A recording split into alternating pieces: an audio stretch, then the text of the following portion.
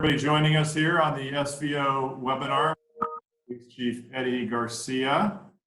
My name is Matt Mayotte. I'm President and CEO of the Silicon Valley organization. If I haven't had the pleasure of meeting you before, it's great to see you now on our webinar call. I think we'll just probably hold on here for 30 seconds. We still got a bunch of people joining. So just give us a minute.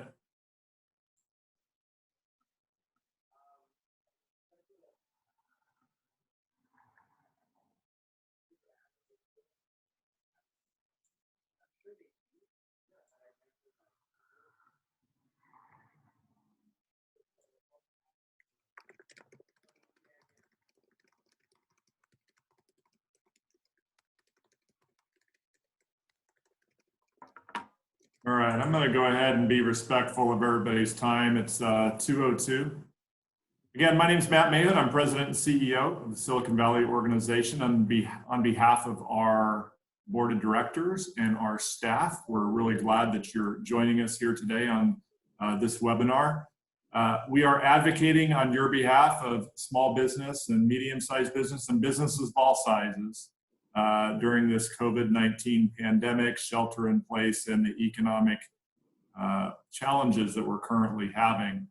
We're trying to keep you informed on all information related to COVID-19 related issues. So today's virtual event is one of 4 events that we've hosted this far this week, and we just keep them coming at you. So if you want to learn more about the webinars that we're doing, more about the information, the tools, resources that we're providing for our community, please check out our COVID-19 resource page on our website. You can find that at www.thesvo.com. This afternoon, looking forward to hearing from our very own San Jose City Police Chief, Eddie Garcia.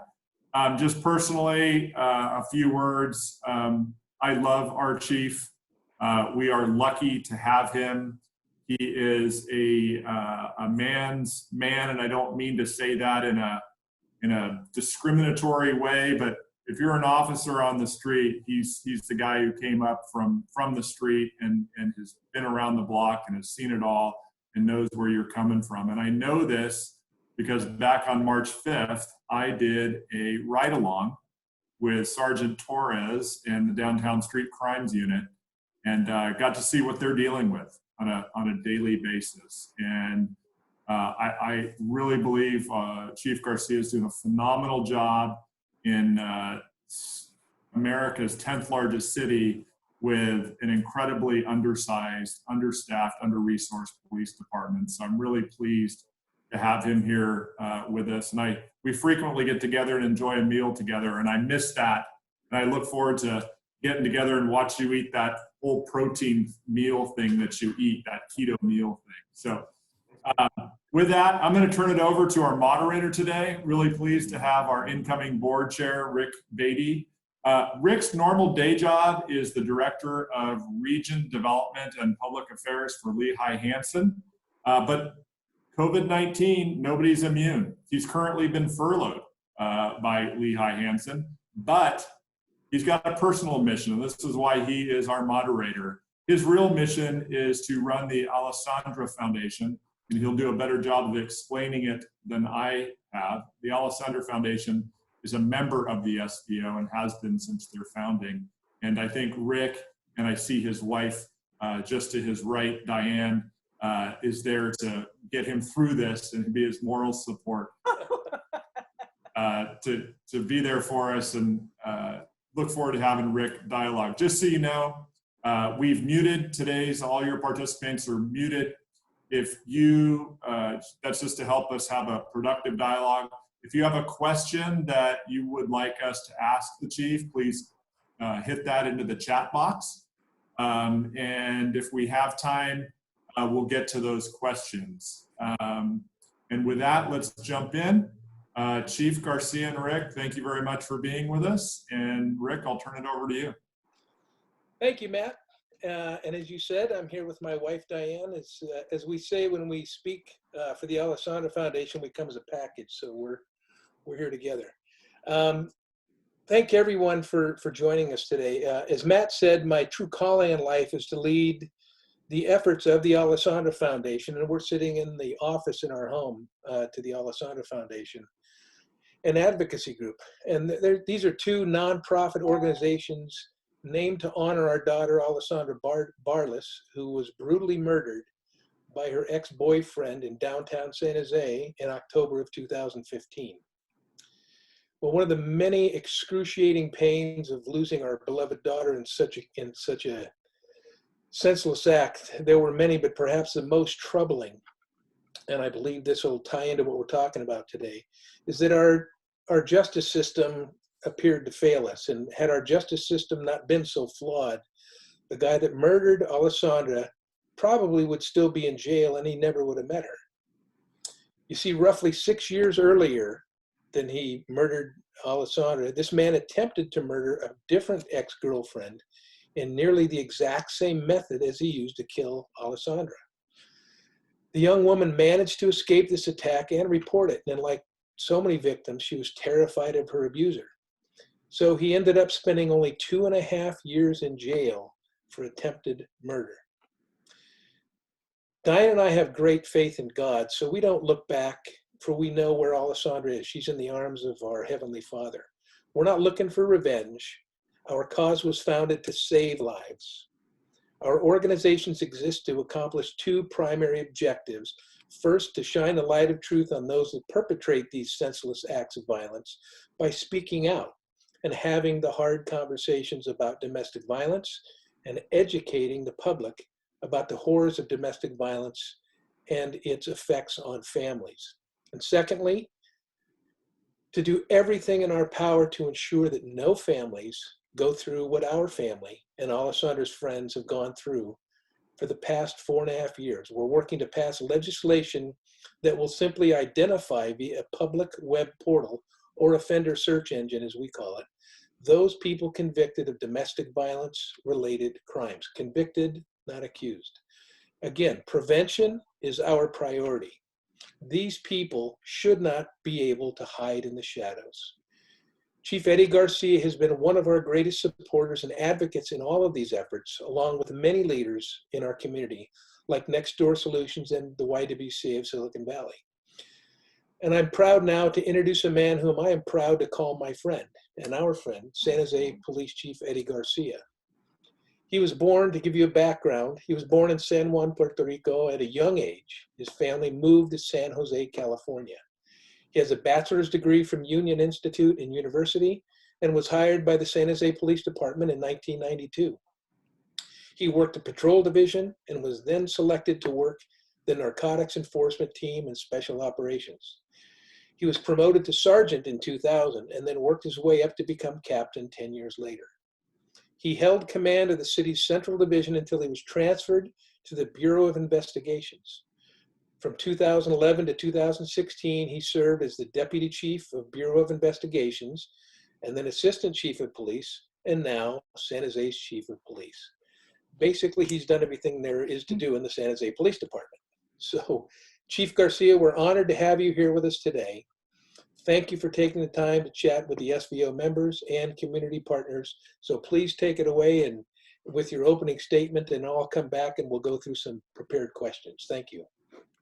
All right, fantastic. I'll keep my comments short so we can get to the questions. But again, thank you for the support. Rick and Diane, I can't tell you how much, the words you say to me mean nothing compared to how I see you two. You two are my absolute strength when things get tough. And I kind of think of you and I can get through whatever. So I can't thank you enough for what you're doing. God bless you both.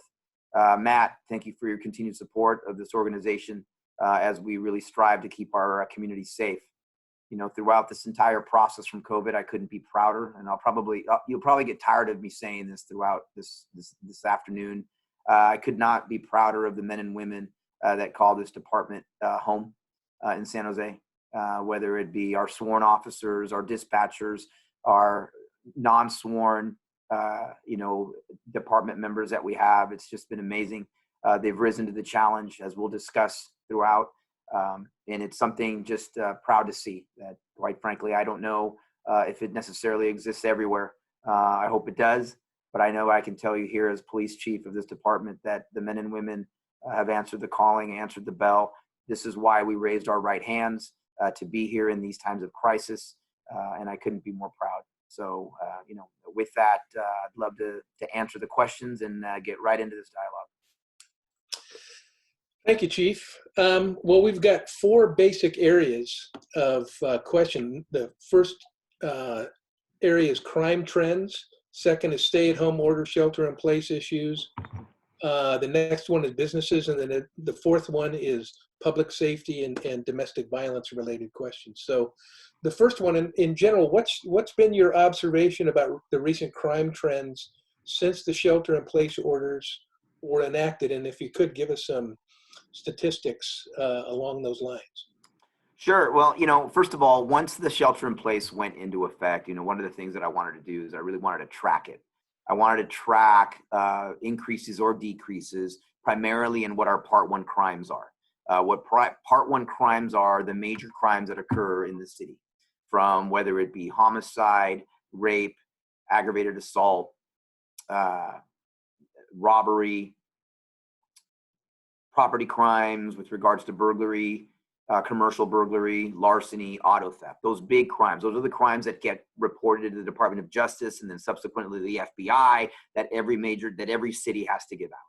And so I wanted to keep track of how those major crimes were occurring. And what we did is from week 1, and we really started back when this began on or about March 15th, for every week we compared it to the exact same week the previous year, to last year. And so we're able to see some dynamic to see, okay, how we're operating in a different, how we're operating compared to when we weren't in shelter in place. Well, I can tell you that so far to date, for the time period of March 15th through April 18th, our violent crime is down in the city 22%, excuse me, compared to the same period last year. Our property crime is down 28% compared to the same period last year. As we go down the list, one of the homicide is down. One of the things, because we're in major crime categories and we're only dealing with a fraction of time, I don't like to really talk about percentages, because that even though the percentages may look big, but the numbers are not necessarily large. So I'll run down the list right now. So, compared to last year, we had 3 homicides during this time period. This year we've had 2. We had 51 reported rapes last year. This year we've had 46. We had 159 robberies last year. This year we've had 112. We had 212 aggravated assaults last year during this time, and this year we've had 168 during the same period of time. Domestic violence, we had 29 cases of domestic violence last year during this time period, and at this point in time we have 28. When we talk about burglaries, those numbers are a little bit higher. So I can give you some percentages. So again, overall burglary is down 9%, almost 10%. Our commercial burglary is up about 1%. Our residential burglary is down about 30%. And we've had an uptick in school burglaries. We had 3 school burglaries at this time last year, and we've had 18 at this point this year. And so there's some areas that are akin to, the issues that we'll discuss in a little bit with regards to businesses being closed and how we can affect that. But mostly I'm I'm pleased. And as I've made before, I'm pleased to see where the trends are now. I'll tell you that, I hope that these trends continue from a regards of public safety with the violence in the city that is down. But again, it's something that, when the shelter in place is lifted, I'm not going to tell you that my expectation is that these numbers stay where they're at. But I'm glad that they're here now. When I first pulled these numbers, I knew I was hoping that they would be low. But, they only have one place to go. Would be higher. I'm much happier with the trend that we have now, rather than have started at a higher trend before. So that's really the snapshot picture of how this city is with regards to our Part 1 crimes, violence, and property crimes in this time frame. So, Chief, do those statistics include these recent break-ins or apparent attacks on these the Asian community's restaurants that we're seeing in the news? Well, one of those things with those, as the investigation is going in, none of those are burglaries. They've been vandalisms that have occurred, and so they wouldn't tick up into our Part 1 crimes. Gotcha. So with rising unemployment, do you think we can expect a general increase in crime? Well, I never want to say that what our expectations are with an increase in crime. We know that through history, rising unemployment can lead to increased crime, and so we've seen that. I'm hopeful it doesn't. I'm hopeful that we continue, that the city continues, obviously, with the proactivity that its officers are doing the amazing work that they're doing. But it's something that I think a lot of chiefs, not just California, but I'm part of the Major City Chiefs Association, and there's other chiefs throughout the nation who are concerned the longer we stay in the shelter in place, and they are concerned for the economic status and stability of their cities, and that is a concern that I've heard and that we have been discussing as major chiefs. So you're in the planning stages just in case that happens, it sounds like. Well, one thing I'll say, we have, and one of the interesting parts about it, yesterday I said the same thing before, because they were talking about how is the San Jose Police Department going to act when this shelter in place is over. And the best part about that is that there was a saying in the Pop Warner League that I coached at before that, you don't have to get ready if you stay ready. And this police department has operated the exact same way with keeping our community safe and taking the criminal element off of the street the same way today as we did before COVID-19. I'm very proud of that. And I will tell you, the men and women wearing this uniform are very proud of that they have not been told to do anything different than what we did before to keep our city safe. And so what I'll tell you is, regardless what phases this city, we are not going to let it go. I gave this community a commitment when this first began, that this police department was fully operational, and we were not going to, and if anybody thought that they were going to take advantage of this city during these times, that they would be woefully mistaken. And we're still at that point. Thank you. Appreciate that.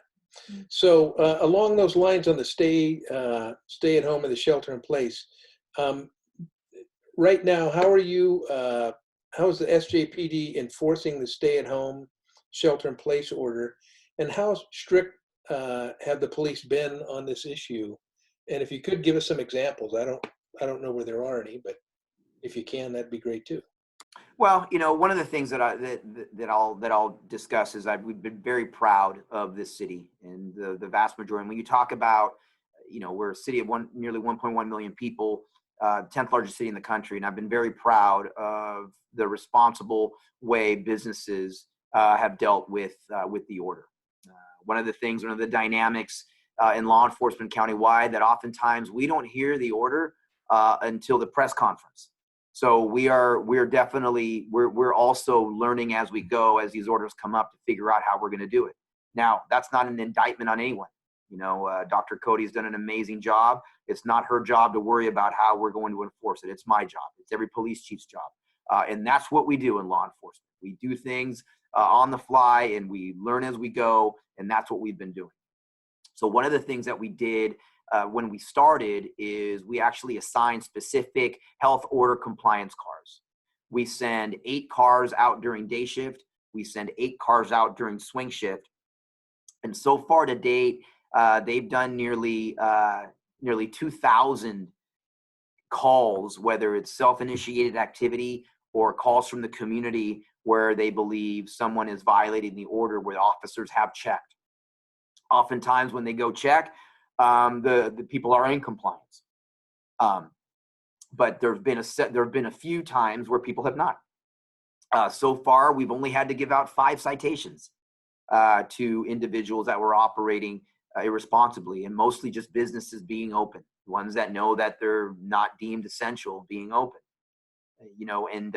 And one of the things that we're really trying to do is we're trying to take a we're trying to take an educational approach to this, truly an educational approach. I look at it in these terms. I like to consider it like a red zone.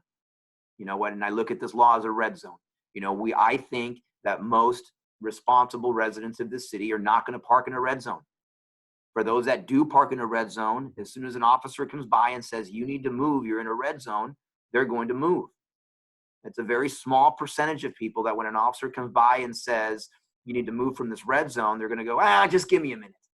That's not going to happen very often, but in those times that do, then we need to do something else. And that's where those citations come in. I'll tell you, Rick, quite frankly, we really want to continue to, as an educational perspective, I'll say this, and I'm not shy about saying this. You have individuals, serious criminals being released from our county jails. I really don't want to give citations to individuals for violating a county health order. So I'm hoping that peer pressure does that. I'm hoping education does that. And that's really the direction that we'd like to go. Amen to that. Thank you. So obviously we live in California and the sun's always shining, and it's getting warmer and people are getting antsy and itching to leave their homes. And obviously it has an impact on the public's mental health as the shutdown continues. And maybe this is not in your bailiwick, but how can we provide better mental health resources? Or, is that something we shift off to the county health department or what? But how are you handling your officers in this time? Because, their families are probably sheltered in place. How are you handling internally how your workforce, your people in the office and the folks on patrol? Well, I'll tell you, let me start off with we're handling with our own family here. My extended family that worked for this police department, a lot of the things that's the nature of law enforcement is we try not to let things bother us. We try, that's not going to bother me. We're going to really just grind this out. And, we know that that's an issue, but we have a crisis management unit that reaches out to our officers to ensure that if our officers need help, they know where to go. One of the things that I'm very proud of, I gave a commitment to the city when I started as chief. I'm in my 5th year now as chief, and we were going to get all of our officers trained on crisis intervention training. We have great relationships with Santa Clara County Behavioral Health and their rapid response teams. And so our officers know that, that when they respond to calls where individuals may be suffering from either mental illness or they're suffering from an episode, is particularly in these times, that they know how to deal with that, how to react to that, and more importantly, the resources that they can get that individual some help. Thank you. So the next set is on regarding business.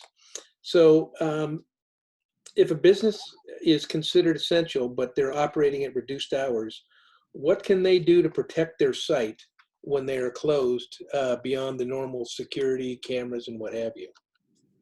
Well, beyond the normal things that they're doing with regards to security and security cameras, and I'm going to paint a pitch again one more time for surveillance cameras on for our businesses. I'll tell you, I would love nothing more than every household in this city and every business in this city to have surveillance capabilities. But lighting obviously is something that's very good. We know that the number one way for businesses to stay safe is for them to be open. We understand that. I know that. Our officers know that. So the onus is a little bit on us to do what we can. Obviously, like, Matt mentioned earlier, we're the least staffed major police department in the country. But I'll be honest with you, I don't know. There may be officers in other departments that work just as hard as my officers, but I will tell you, no one works harder than our officers. And so we're always looking outside the box to do things. And right now, we've increased our patrol checks by the health order, with our health order cars to make sure one of the areas that are getting hit are some of the strip malls throughout the city. So when our health order cars, as an example, aren't necessarily responding to health orders, they're checking on businesses that are there. We're educating our business owners to periodically check on their businesses throughout the day that they're closed, so that it doesn't look as if it's abandoned or it's closed. We want to educate and establish other crime prevention techniques that make it appear that the businesses are occupied. That's something that could be very successful as well. We want to increase business community type Zoom meetings to enhance communications. Officers have been moved from their beat structure to proactively address commercial burglaries that have been occurring. So we're proactively trying to go out throughout the city. We're continuing our work with the Bureau of Investigations and our burglary prevention unit. I'm going to get to some arrests that we've made, so I'll leave my usual standard line that I give here in a minute. But we've like in downtown as an example, we've altered the unit that used to deal with bars being open at night, and we kind of altered their hours and their assignments so that they can keep a little bit more track of some of the businesses that are closed in our downtown area. And then finally, as I've always said, 100 different burglaries aren't committed by 100 different people. If anyone that knows me know that, I love proactive police work. The fact that we're the least staffed major police department in the country, and the fact that we are still one of the safest, largest cities in the country is because of the amazing proactivity of this police department. So far to date, we've arrested during this time period, we've made over 20 arrests for burglaries. I can guarantee you each one of those arrests was not simply responsible for one burglary. So by us being proactive, by these officers not doing, when I will tell you what some other agencies have done, which has been reduce some of the work they've done with fear of being out there with COVID-19. This police department continues to operate at a level that we feel is keeping our community safe, and that's why they're making those arrests, and that's why we're not seeing the numbers of burglaries even higher than where they're at now, because we know these numbers could be a lot higher. For any business that's been hit, my heart goes out to you. No one wants to do more than these officers, but if it weren't for the work that these officers are doing, if it weren't for the relationships that we have with our business community in doing these type of things, those numbers would be a lot higher. And so we're going to continue to be proactive. We're going to continue to educate our business owners, and we're all going to continue to lock arms here until we know what will reduce this, and that's opening up for business. Thank you. Kind of along those same lines. So that was targeted to the businesses that are considered essential. What about the businesses that are currently not operating? Are there any resources that you can provide or you've provided through the SJPD that can assist with that? Because we've got, many members of the SVO have businesses that are not deemed essential and they're closed up. So any help there or any comment? Yeah, you know what I will say is I revert back to the answer to the question that I just gave you, because that really, when essential businesses are open and they're closed, to just businesses being closed, we're just really trying to be vigilant and really taking all those steps and efforts to ensure we're proactive about taking burglars off the street. Okay. And now the next set is about public safety and specifically domestic violence. Can you elaborate further about the recent spike in calls, and this is countywide, for domestic violence cases? For context, the County Sheriff's Department reported a 46% increase in calls related to domestic violence cases since shelter first started. And just let me give some perspective there. So we worked with Esther Perales-Diekman at the Next Door Solutions, and also Tanis Crosby with the YWCA and their staffs. And the discussions we have had with each of them is that the calls at the beginning of shelter in place actually went down. And the thought behind that was because the victims of domestic abuse have been sheltered with the abuser, there's no real safe time or space to make a call, report it, and there's a lot of different measures being taken to try to alleviate that through codes and whatever. I don't even know what it is, but so there's the calls actually at Next Door Solution to the hotline actually went down. But to hear this 46% increase in calls in the county is interesting. So I don't know how we rectify or pull all that together, but just interested in your take on, I mean, there's a lot of theories behind the dangers of being sheltered in place with an abuser, but we'd love to get your input on that. Yeah, well, again, let me just start off with, I don't know where exactly the sheriff's office got their statistics with regards to that. What I can tell you from our statistics, domestic violence is tracked in Part 1 crime.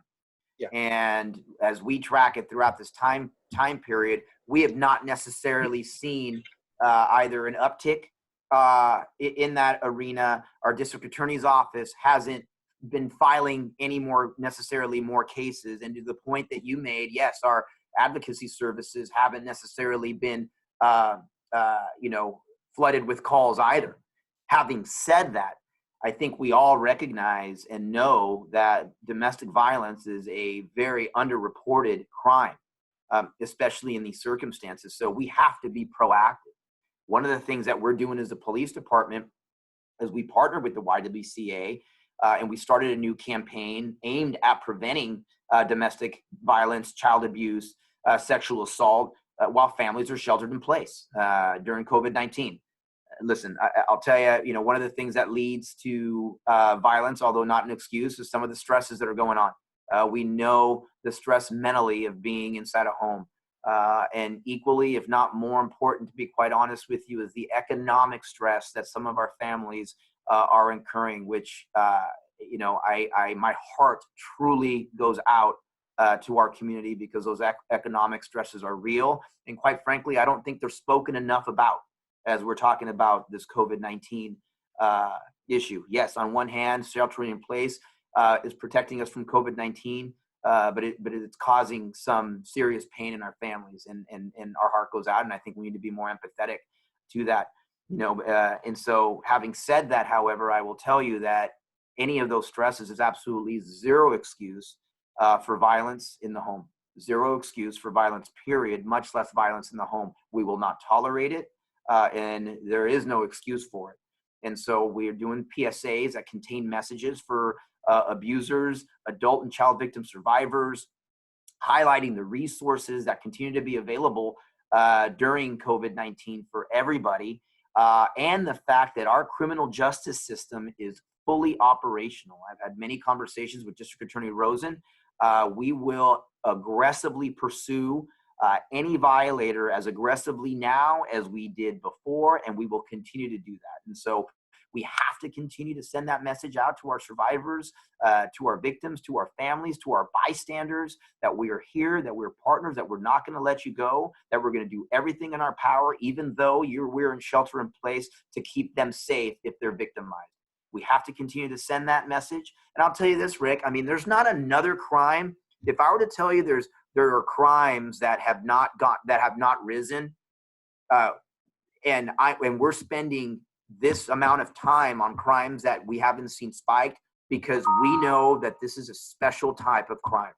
This is a crime that's obviously very difficult to wrap arms around, and it's a crime that we need to continually keep our finger on and continually message out. And we're going to do that. We've had conversations. I don't like operating in a time of crisis. And so we're doing everything we can with the hope that this never gets to that level, to ensure that our survivors, our victims, and our families know that we have their back. Amen. I think you should use this that statement right there as a PSA. Yeah, it's excellent. Thank you. Hey, Rick, if you don't mind, I'm going to jump in. Go ahead. Questions from the audience. Yes. Okay.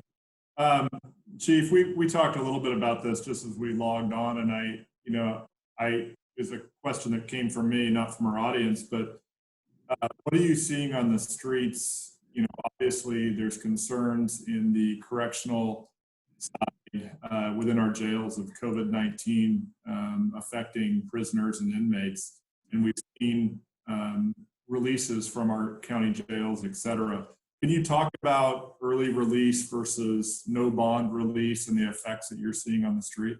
And explain what that is, first of all. Yeah, absolutely. So, we recognize, I recognize, District Attorney recognizes as well that, that our jails needed to reduce their population. I think they need to reduce their population by 30% or so in the midst of COVID-19. And so during the initial stages, some individuals were being released early that had lower level type offenses that were getting close to their release date. That's one part of it. One of the things that's going to be very difficult to draw out, because I can already see individuals saying, look, we released these convicted individuals and we didn't see necessarily a large spike in things. Well, when there's a shelter in place and there's a lot less people out in the street, there's a lot less possible victims out there as well. So it's a very different. You can't. You're comparing apples to oranges a little bit. Having said that, our numbers are where our numbers are, and so I don't necessarily have an issue with some lower level offenders who are getting close to their release date being released, so that our jails could lower their population. What I do have a problem with is with this zero bail policy throughout the state. That is not just a San Jose problem, but it is a state issue. We've had some examples where individuals in possession of kilos of narcotics, illegal weapons, who were prior felons, are being released back out in our community in a matter of hours. We're seeing individuals on parole who just last week, individual who's on parole, who had stolen a vehicle, who had resisted arrest, got released with the zero bail, and within a matter of days committed an assault with a deadly weapon and a carjacking. And my officers had to put their lives on the line again to go get that individual who was released and did not make our community safe. And that's one of the things where we have great partners. Our officers are amazing, and their canine partners are amazing as well. Because as I made mention, when you're a carjacking suspect, it's not a good idea to run from the police. Because when there's canine officers there, canine dogs there, they're going to get you. And he was taken into custody again. And so there's other stories throughout the state of individuals being released on this zero bail. We have, and I've said this before, we have our officers do an amazing job. Our District Attorney Rosen has done a fantastic job throughout this. His DAs have been arguing against the releases of these serious or violent or significant offenders, but yet we're having irresponsible decisions sometimes made by the bench to allow these individuals out. Thanks, Chief. Obviously a topic you're passionate about. And I follow your Twitter feed, and it's a great feed to follow because you also get to see your big biceps too. Your biceps are as big as my thighs, just for the record. Somebody asked a question about illegal dumping. They're seeing an increasing in illegal dumping. Not necessarily the PD's role, but if somebody sees illegal dumping, what should they do? For illegal dumping, one of the things that we would like for them to call, they could always call 311, especially now. 311 at the beginning of the year, we were able to switch over for calls that aren't necessarily PD related. We'll switch them over, and there's a switchboard at City Hall that will then answer that call and able to send it to where it needs to go. So the best I would say, let's utilize that new technology that we have and call 311 for those. Okay. Had a question. Does the police department assist a property owner with, let's say they want to install cameras to protect their property? Does the police department provide any consultation with property owners to help them place cameras on the right place or do anything like that? Or do they need to go to a private company to go get that? No, absolutely. We have a process that's called CPTED, which is crime prevention through environmental design. And so if we contact our department, through our community services or through our crime prevention unit, we're able to go out and look at a business property and say, you know what, this would be, whether you need to cut some foliage or you need to take signs off of your window, or this is where it would benefit us to have cameras. Absolutely, we can assist with that.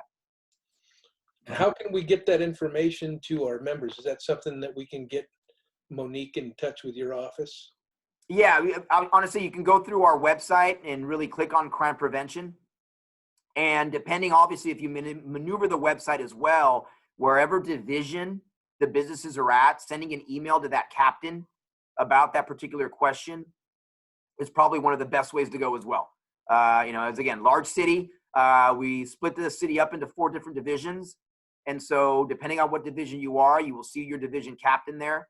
There's an email for that division captain, and that's one way. Or another way is really just to contact our crime prevention unit and request it that way.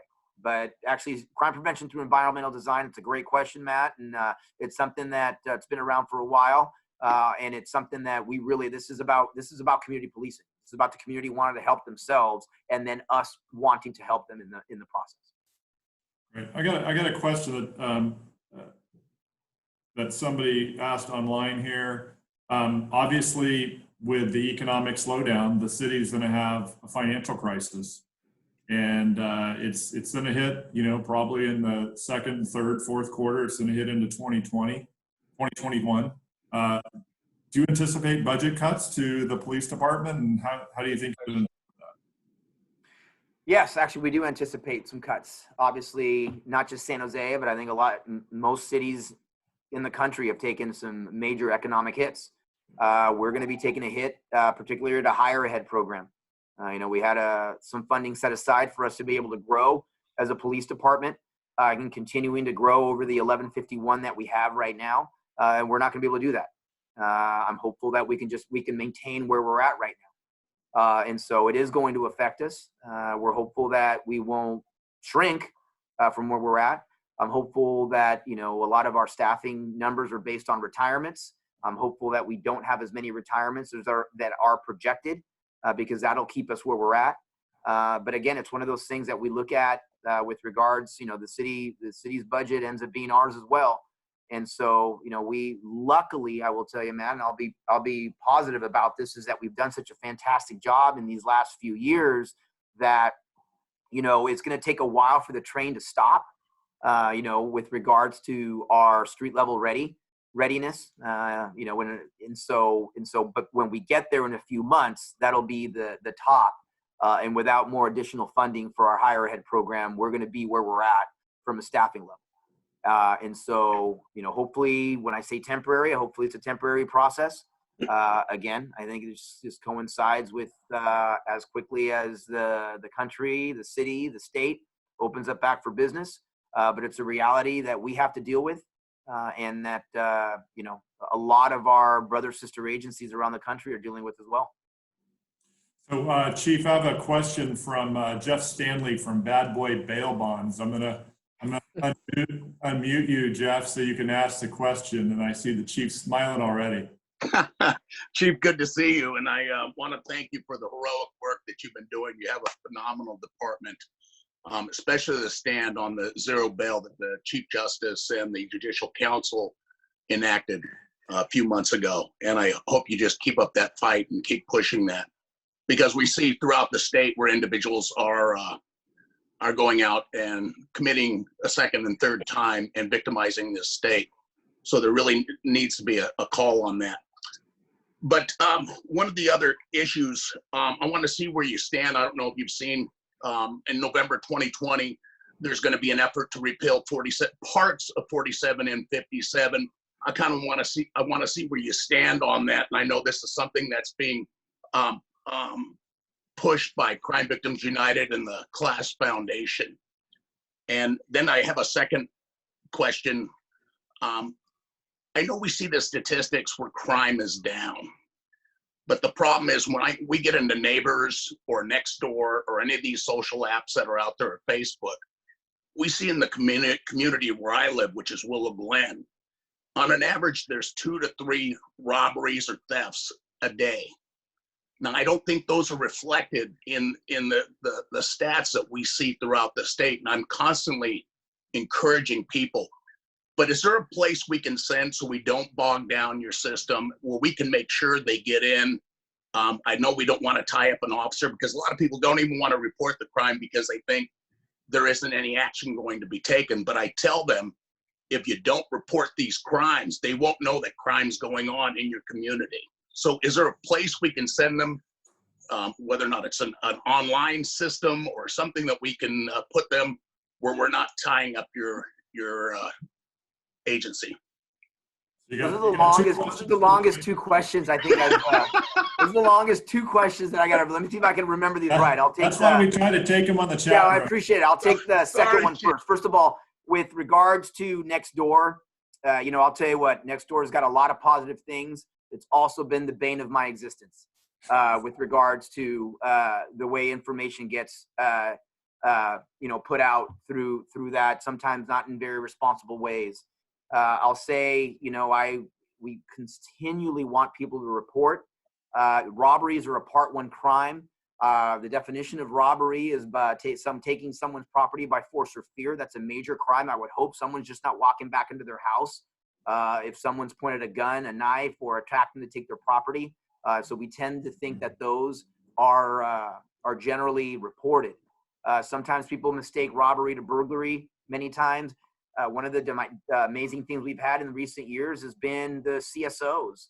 And so you're not tying up a police officer. We have a CSO that will come out, take the report, take fingerprints, take evidence, and that's led to arrests. And so we want those calls. The other thing that happens many times is, I know I just recently said that, we're going to have difficulty growing more than where we're at right now because of the budget process, but this will be temporary. And as we grow as a department, we need to know where the calls are coming in.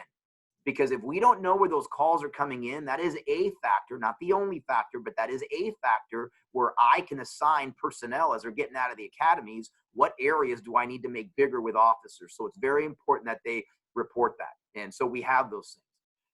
With regards to your first question, I almost had a smile on my face, and you're asking me to you teed that up on a tee. I'm not a fan of either 47 or 57. Not a fan. At all. And so I've looked at the bill for and I am a full proponent of it. Right now, one of the things that doesn't help is the fact that when you talk about serious or violent felonies, there is actually a penal code section that defines what that is. And there are a myriad of felonies that should be on that list and considered serious or violent. That's one of the issues. But again, I don't know if you'll find many chiefs in California that are fans of 47 or 57. You may find some. I'm certainly not one of them. And so I'm not saying that the entire 47 and 57, they need to get completely tossed out and start over.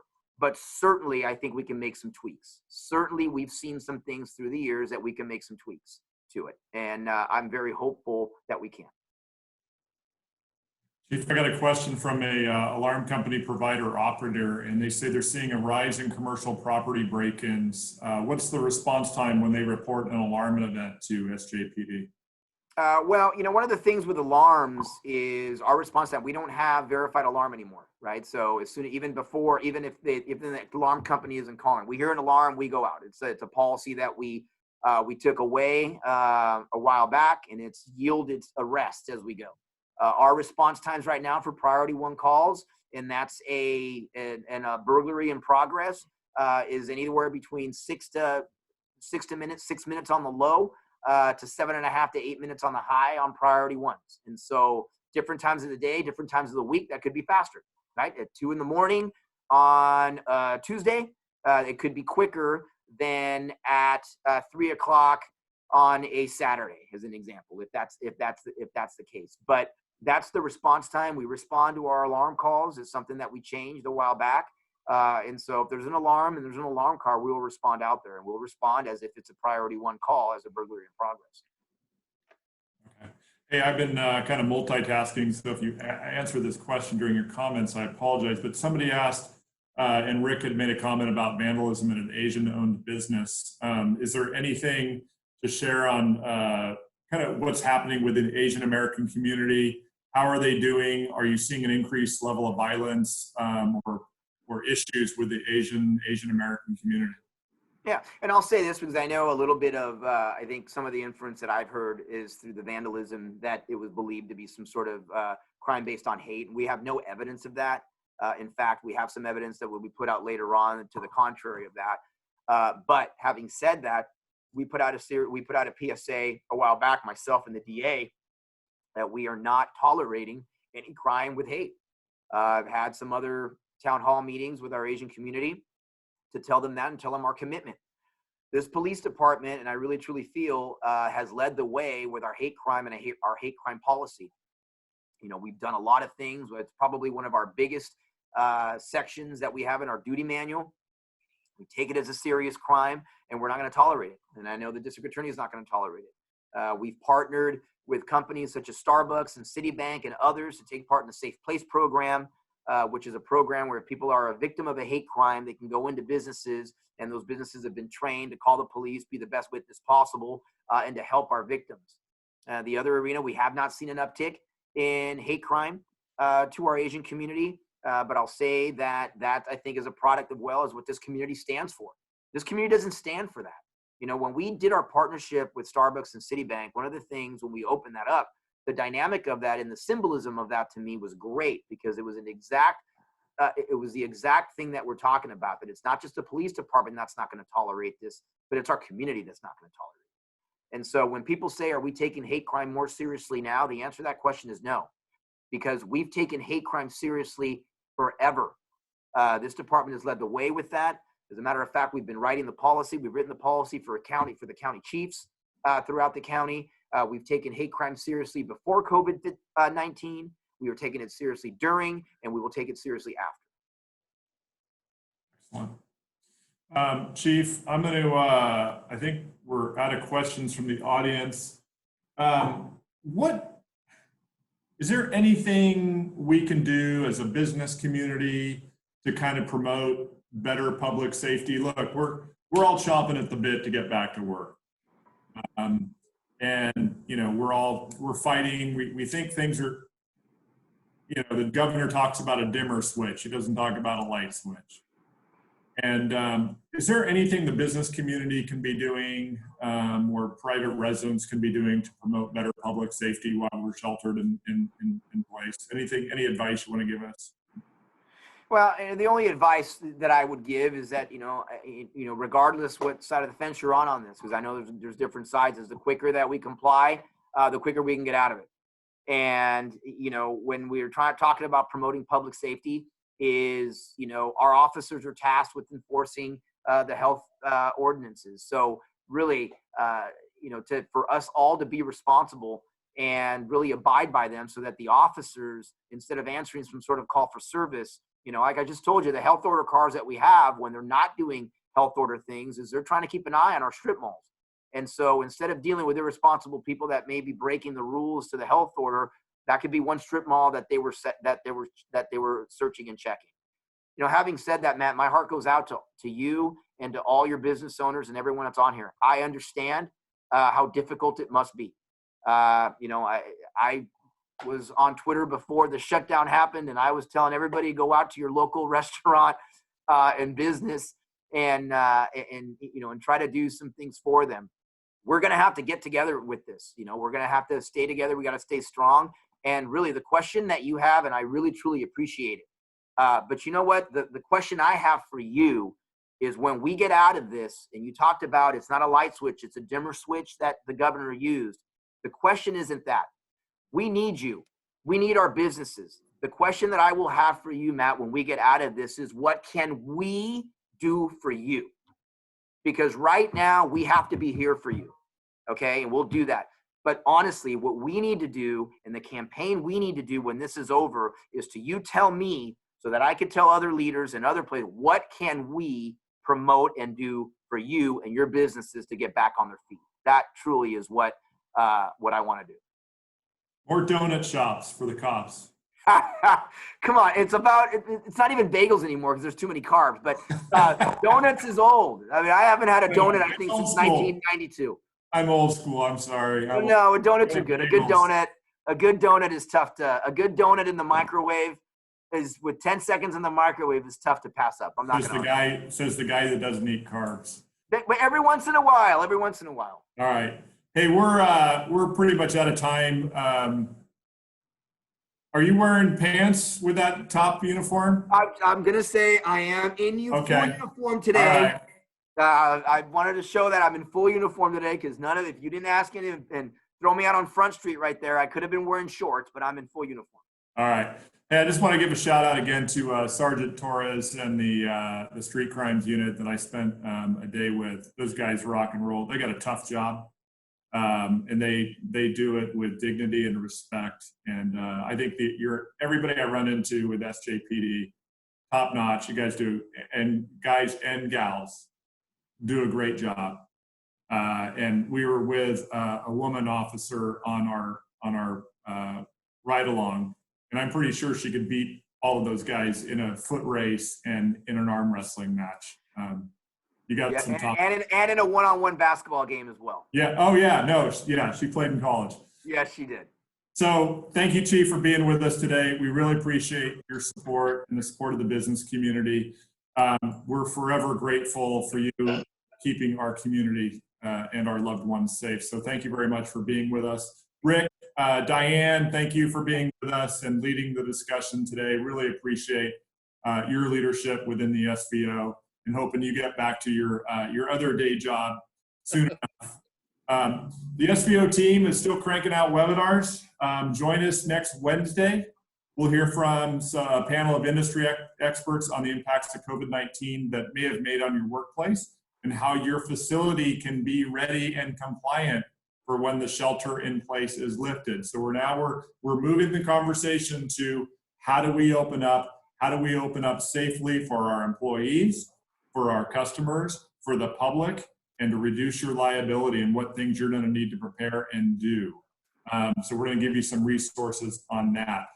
Continue to monitor our website for updates, for information, tools, and resources that we're producing and trying to provide you. If you're not a member of the SVO, give us some consideration. We appreciate it. Continue to maintain your social distancing, and in time, we're going to come out stronger and better as a community, all in good time. Please take care and stay healthy. Thank you for being with us today. Thank you. Thanks, Matt. Thanks, Chief. Thank you. We'll see you guys soon. Looking forward to lunch soon. Yeah. All right. All right. Take Thanks, care. Chief. Okay. Bye-bye.